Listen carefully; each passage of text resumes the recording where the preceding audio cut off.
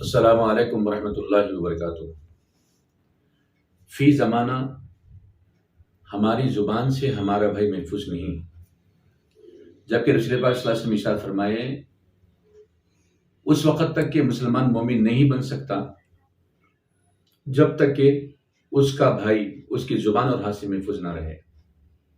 بڑے افسوس کی بات ہے کہ ہم اپنی زبان سے کسی نہ کسی وجہ سے اپنے بھائی کو، اپنے ماں باپ کو، اپنے پاس پڑوس والوں کو، اپنے احباب کو تکلیف پہنچاتے ہیں، اور ان کی باتوں سے ان کو تکلیف پہنچتی ہے، دل ٹوٹتا ہے، احساس ہم کو نہیں ہوتا۔ ایک چھوٹا سا واقعہ کی بات آگے بڑھاتا ہوں۔ رسول پاک صلی اللہ علیہ وسلم ایک مرتبہ عائشہ صدیقہ رضی اللہ تعالیٰ عنہ سے کہنے لگے، مانگو عائشہ، کیا مانگنا ہے؟ رسول پاک صلی اللہ علیہ وسلم کہ جیسے ہی دریافت کرنے پر بی بی عائشہ صدیقہ رضی اللہ تعالیٰ عنہ ایک دم سے جواب دینے کے موقف میں نہیں تھے، کہا بجان سے پوچھ کر آ جاؤں؟ کہا جاؤ پوچھ کے آؤ۔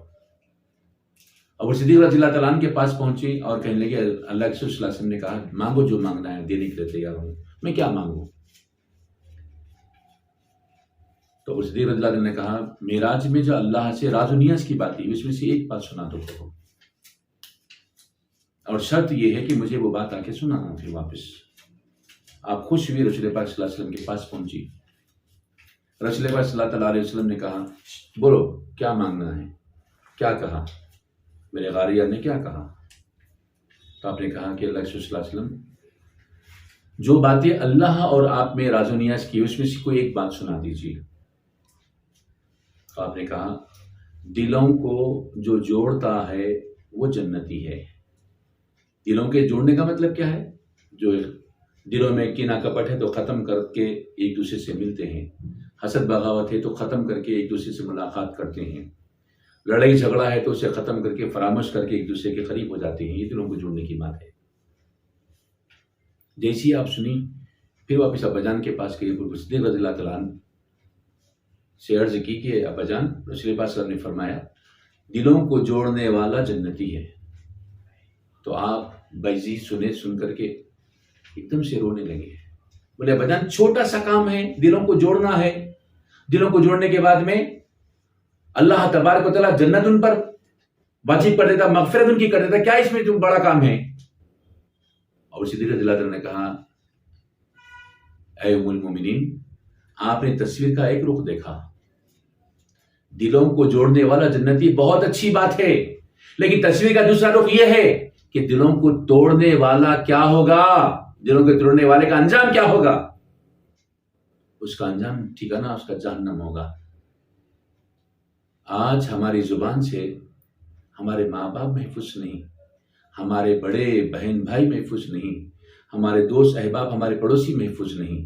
ہم زبان سے جو چاہے کہہ دیتے ہیں، اس کا اثر کیا پڑے گا، اس کے اثر سے سامنے والے کے دل پہ کیا اثر پڑے گا، وہ کیا اثر لے گا، ہم سوچنے کی جو سکت ہے، طاقت ہے، قوت ہے، وہ اس سے محروم ہو چکے ہیں۔ یہ اصل کی اس کی وجہ کیا ہے؟ میری اپنے مطالعے میں، میرے اپنے دماغ میں ایک مثال آئی ہے، وہ مثال آپ سے شیئر کرنا چاہتا ہوں حدیث کی روشنی میں۔ رسول پاک صلی اللہ علیہ وسلم جب سوکھے ٹکڑے روٹیوں کے لے کے صحابہ کرام کے ساتھ کھانے کے لیے بیٹھے تو ایک شہد کی مکھی آئی، کہا کہ میرے پٹھے میں شہد تیار ہے، آپ نوش فرمائیں۔